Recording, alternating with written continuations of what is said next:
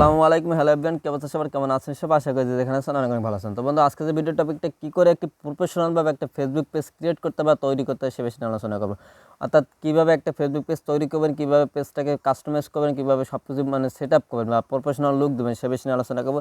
আর একটা Facebook page খুললে কিন্তু আপনি কিন্তু যদি নিয়মিত কাজ করেন তাহলে কিন্তু আপনি প্রত্যেক মাসে হাজার হাজার টাকা বা লাখ লাখ টাকা ইনকাম করার সুযোগ পাবেন। তো চলুন মূল টপিক চলে যায়। পুরো ভিডিও যদি আমি আসছি আপনাদের সাথে সাব্বির রহমান, আপনারা দেখছেন টেক আপস প্রো ম্যাক্স। ফেসবুক লাইট যে অ্যাপ্লিকেশনটা, আপনি সেই ফেসবুক লাইট অ্যাপ্লিকেশনটা চলে আসবেন। আসার পর এখান থেকে আপনি যে অ্যাকাউন্টের মাধ্যমে ক্রিয়েট করবেন ফেসবুক পেজ, সেই অ্যাকাউন্টে এখান থেকে লগ ইন করে নেবেন। তো তারপর যেটা করতে হবে, আপনি এখান থেকে উপরে যে থ্রি ডট যে আইকন, এখান থেকে থ্রি ডট আইকনে চলে যাবেন। তো থ্রি ডট আইকন আসার পর এখান থেকে পেজ নামে যে একটা অপশন আসছে, এখান থেকে পেজ অপশনটা চলে যাবেন। তো পেজ অপশনটা যাওয়ার পরে আপনার একটু এখান দেখতে পাচ্ছেন এরকম একটা ইন্টারফেস হবে। আপনি দেখতে পাচ্ছেন ক্রিয়েট পেজ নামে একটা অপশন আছে, এখান থেকে ক্রিয়েট পেজ অপশনটা দিয়ে দেবেন। তারপর আবার গেট স্টার্ট নামে অপশন আছে, এখান থেকে এই অপশনটা দিয়ে দেবেন। তো গেট স্টার্ট অপশনটা দেওয়ার পর এখান থেকে আপনার নামটা, আপনার পেজের যে নামটা দেবেন আপনি সেই নামটা দিয়ে দেবেন।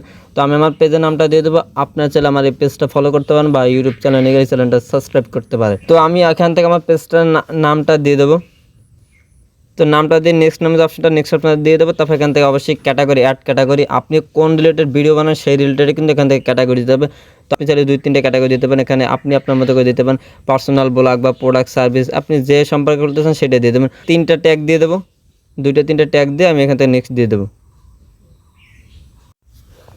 তো তারপর এখান থেকে নিজেদের নেক্সট অপশনটা দিয়ে দেবো ক্যাটাগরি দিয়ে দেওয়ার পরে। তো তারপর কিন্তু ইন্টার ওয়েবসাইট, আপনার চাইলে ওয়েবসাইট দিতে পারেন বা এখান থেকে উপরে দিয়ে স্কিপ দিয়ে দিতে পারেন। আর যদি ওয়েবসাইট দিয়ে তারপর নেক্সট অপশনটা দিতে পারেন। যদি ওয়েবসাইট না থাকে সেক্ষেত্রে এখান থেকে উপরে স্কিপ দিয়ে দেবেন। তো আমি এখান থেকে স্কিপ দিয়ে দেবো।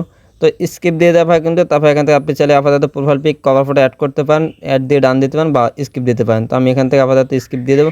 তো দিয়ে দেওয়ার পর দেখতে পাচ্ছেন কি আমাদের কিন্তু অলরেডি কিন্তু পেজটা ক্রিয়েট করা হয়ে গেছে, তো পেজটা কিন্তু তৈরি করা হয়ে গেছে। তো এরপর এখান থেকে চাইলে কিন্তু আপনি ক্যামেরা আইকন দিয়ে আপনি যে আপনার প্রোফাইল পিকটা, কভার ফটোটা এখান থেকে আপলোড করতে পারেন। তো প্রোফাইল পিকটা আমি কিন্তু অলরেডি দিয়ে দিয়েছি। তারপর এখান থেকে দেখতে পাচ্ছেন নিচে ফটো মানে পোস্ট, তারপর অ্যাবাউট নাম অপশন আছে, এখান থেকে অ্যাবাউট অপশনটা চলে যাবে। তো অ্যাবাউট অপশনটা আসার পর এখান থেকে ডাউন করে নিচে আসবেন। নিচে আসার পর দেখতে পাচ্ছেন এডিট পাবলিক ডিটেলস নামে যে অপশনটা আছে, এখান থেকে এডিট পাবলিক ডিটেলস এই অপশনটা চলে যাবেন। তো আপনি এখান থেকে চাইলে প্রোফাইল পিক, কভার ফটো, তারপর আপনি সব কিছু এখান থেকে লিখে দিতে পারেন। বায়োটো আপনার যত কিছু লাগবে আপনি সব কিছু এখান থেকে লিখে দিতে পারেন। আপনি আপনার মতো করে এখান থেকে আপনার যেটা যেটা লাগবে সেটা আপনি অ্যাড করে দেবেন।